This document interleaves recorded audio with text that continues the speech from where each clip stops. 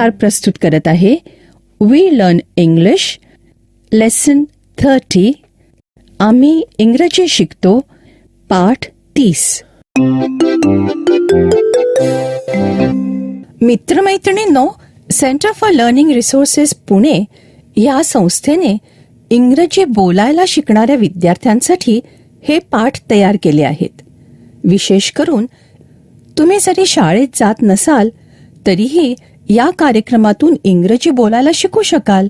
आधीचे पाठ ऐकून तुम्ही इंग्रजी बोलायला सुरुवात तर केलीच आहे. ते पाठ ऐकत असताना तुम्हाला इंग्रजी बोलण्याचीही संधी मिळत होती, आठवतंय ना? आता हे पाठ ऐकतानाही मी सांगीन तेव्हा तुम्ही इंग्रजीत बोलायचंय. तर मग हे पाठ नीट लक्ष देऊन ऐका आणि आणखी इंग्रजी बोलायला शिका.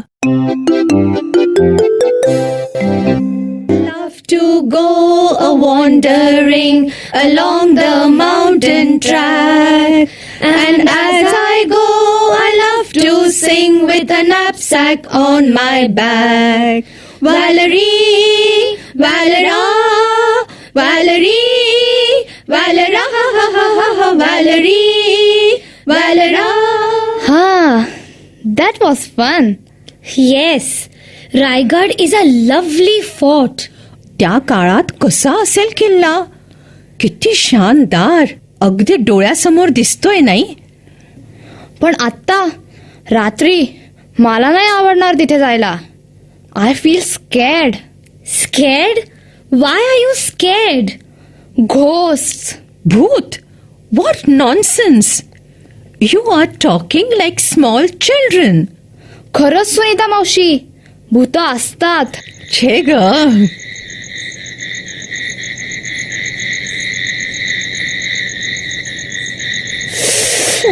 मला भीती वाटते.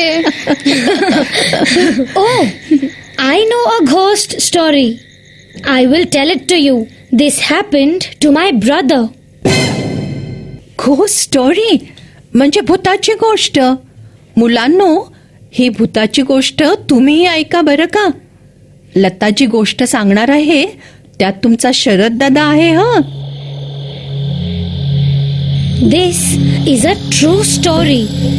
It happened to my brother, Sharad. One day, Sharad and his friend, Arvind, were going from Chennai to Madurai. Were they going by bus? No, they were going on a motorcycle. On the way, they stopped at a small village.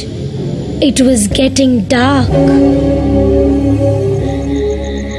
They looked for a place to sleep. A villager showed them the road to a dharamshala.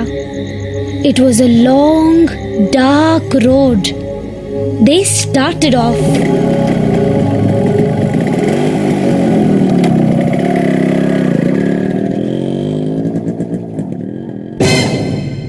ऐकणाऱ्यांनो, तुम्हाला कळलं ना?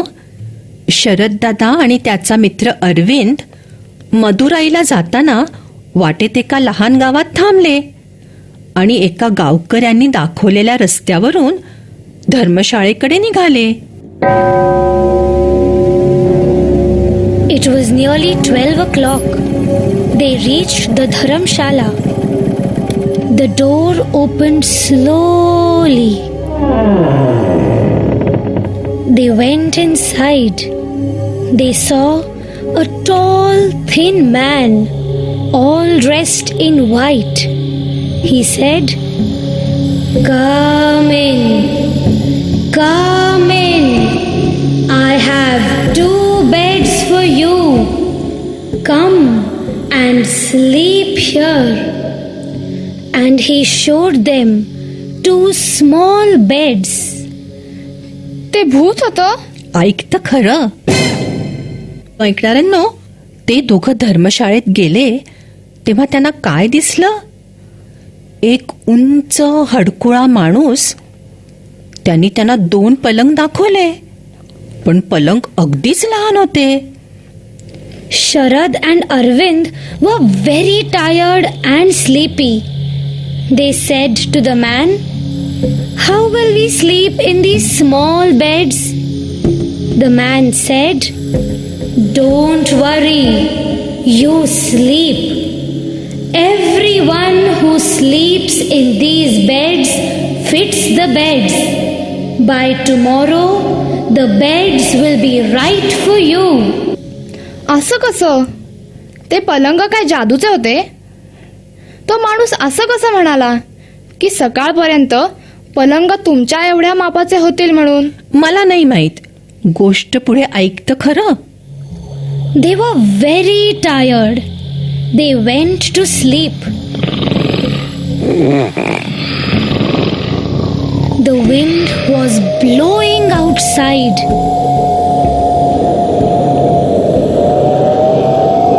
Suddenly, they heard a sound. They woke up immediately. Sharad put on his torch. What did they see? The tall, thin man was standing there in his white clothes. There he was, looking down at them. And in his hand, काय होतं त्या माणसाच्या हातात? he had a big knife. A big knife. मोठी सुरी.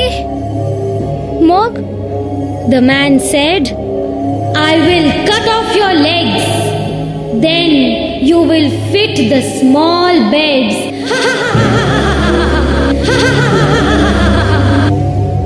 म्हणजे तो पाय कापणार होता त्यांचे.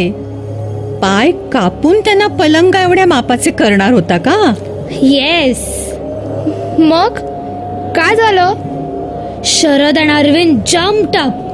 They grabbed their bags and ran to the motorcycle.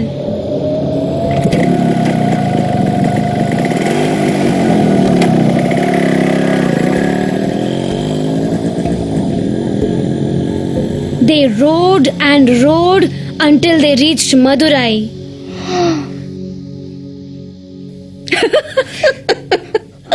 हसताय काय तुम्ही? मला भीती वाटतेय. Lata, is this a true story? Did it really happen? Sharad told me this story. But खरं नसेल. Anyway, it was a good story. मुलांनो, पाठाच्या या भागात नवीन शिकलेले इंग्रजी शब्द आणि वाक्य पुन्हा ऐकायला मिळतील. शिक्षकांनी यांची आपल्या वहीत नोंद केल्यास पाठानंतर सराव करायला सोपं वाटेल. मुलांनो, नीट लक्ष देऊन ऐका हं. नंतर तुम्हालाही असंच बोलायचं आहे. पण आता फक्त ऐका.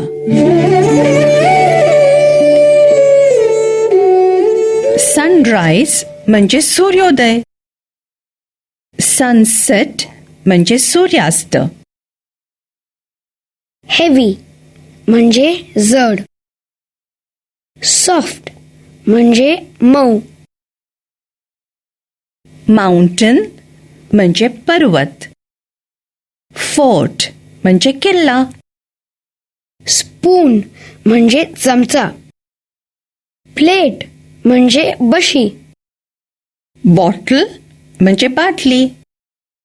नाईफ म्हणजे सुरी किंवा चाकू. मित्रमैत्रिणींनो, पाठाच्या या भागात मी सांगेन त्याप्रमाणे तुम्ही बोलायचे. तुमचे टीचर तुम्हाला मदत करतील. जर तुम्ही शाळेत नसाल तरीही माझ्या सूचनांप्रमाणे बोला बरं का.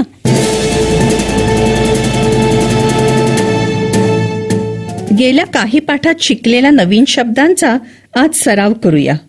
मी इंग्रजीत शब्द म्हणेन, तुम्ही सगळे मिळून मराठीत म्हणा.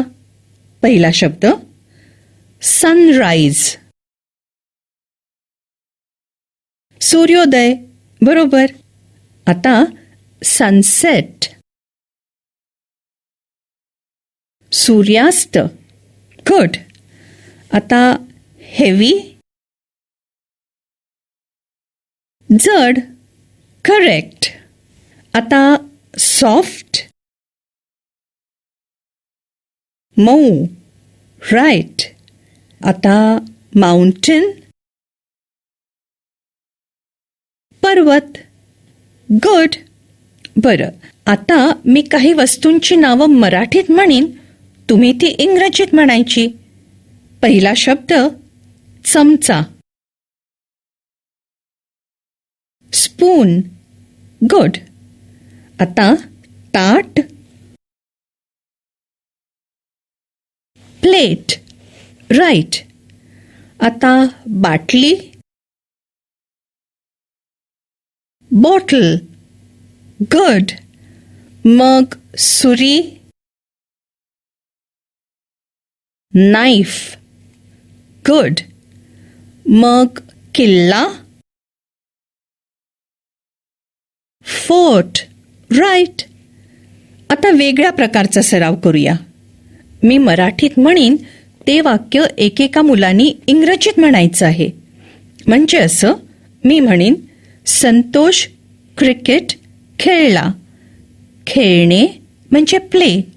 मग भूतकाळातलं इंग्रजी वाक्य असं होतं, संतोष प्लेड क्रिकेट.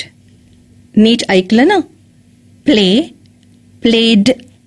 तसंच इतर काही शब्दांचाही भूतकाळ असाच होतो, जसं क्लाइंब, क्लाइम्ड. Walk, walked. आता घंटा वाजले की एक मूल उभं राहील आणि माझं मराठी वाक्य तुम्ही इंग्रजीत म्हणायचं. इंग्रजीत म्हण, रेखा क्रिकेट खेळली.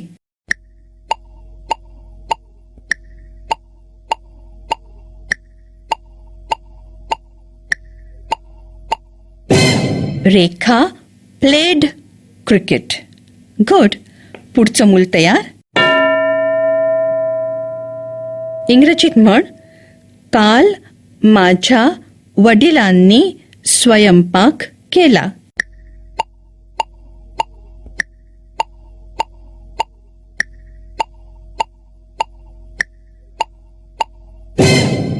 Yesterday, my father cooked. Good. आता असे काही शब्द आहेत जे भूतकाळात अगदीच वेगळे होतात. जसं ईटचं होतं एट. मी आंबा खाते. I eat a mango. आणि मी आंबा खाल्ला. I at a mango. तसंच ड्रिंकचं होतं ड्रँक. कमचं होतं केम. गोचं होतं वेंट. आता घंटा वाजले की एक मूल उभं राहील आणि माझं मराठी वाक्य तुम्ही इंग्रजीत म्हणायचं. इंग्रजीत म्हण, तो दूध प्यायला.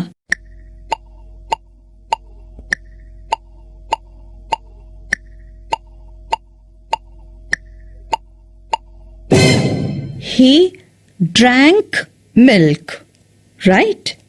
आता दुसरं मूल. हे इंग्रजीत म्हण, आम्ही मुंबईला गेलो.